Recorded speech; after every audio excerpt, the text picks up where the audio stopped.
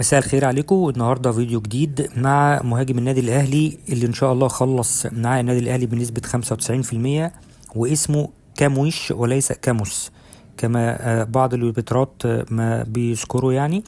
اللاعب دوت احترف في السويد والنرويج، وتم تأسيسه في أكاديمية سبورتنج لشبونة بالبرتغال. يعني لاعب متأسس كويس.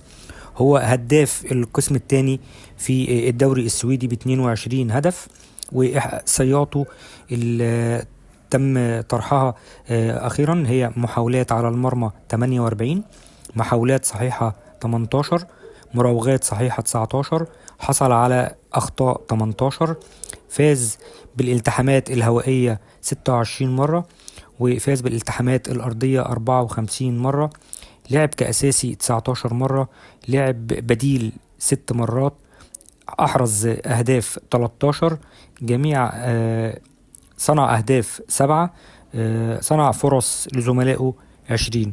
ودي تعتبر الإحصائيات الكاملة لكاموش مهاجم النادي الأهلي اللي الأهلي خلص فيه بنسبة 95%.